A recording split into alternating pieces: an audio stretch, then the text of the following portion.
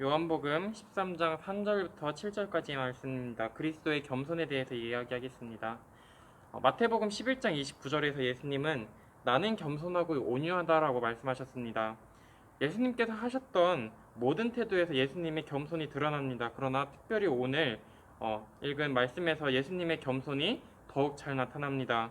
예수님이 사셨을 당시에 팔레스타인은 건조한 지역이라 밖을 조금만 돌아다녀도 금방 발이 더러워졌고 또 크고 넓은 식탁과 의자에 앉아서 먹는 것이 그렇게까지 흔치는 않았기 때문에 발을 씻지 않고 식사를 하는 것은 깨끗한 행동은 아니었습니다. 그래서 발을 닦지 않고 식사를 하는 것은 불쾌한 행동이었기 때문에 식사에 손님을 초대하는 사람들은 종을 통해서 손님들의 발을 씻기는 것이 관례이자 또한 예의였습니다.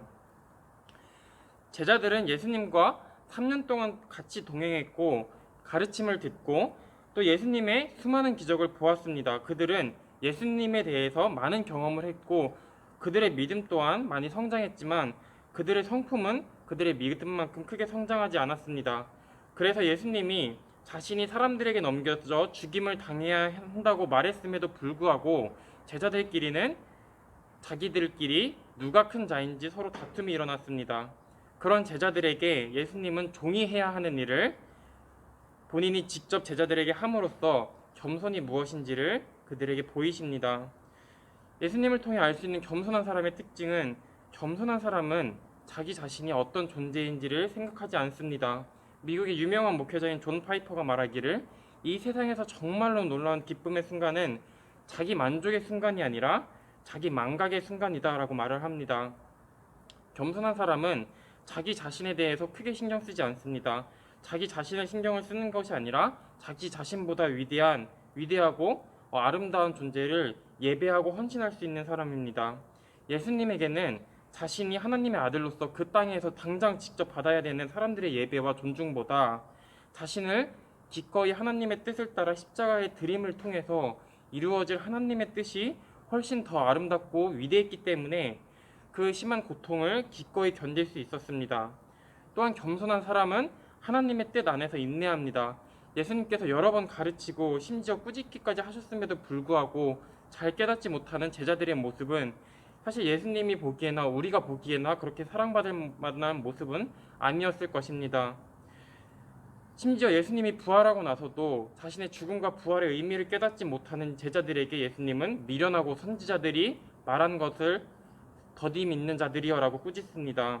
오늘 읽은 말씀 13장 7절에서 내가 지금 하는 것을 내가 지금은 알지 못하나 라고 말합니다. 그리고 이후에는 알리라 라고 말합니다. 예수님이 십자가에서 죽어서 하나님의 사랑이 온전히 나타나기까지는 제자들이 예수님의 말을 온전히 깨달을 수 없었고 그것을 이해하셨고 또 그렇기 때문에 그들에게 인내하셨습니다. 12명의 제자들이 예수님 본인의 선택이었을 뿐만 아니라 또한 하나님의 선택임을 확신했습니다.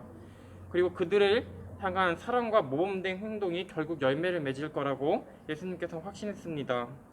후에 베드로가 베드로전서 5장 5절에서 서로 겸손으로 허리를 동이라 하나님은 교만한 자를 대적하시되 겸손한 자들에게는 은혜를 주시느니라 라고 말했을 때 오늘 읽은 말씀처럼 베드로는 수건을 가져다가 허리에 두르시고 제자들의 발을 씻기신 예수님의 모습을 떠올렸을 것입니다.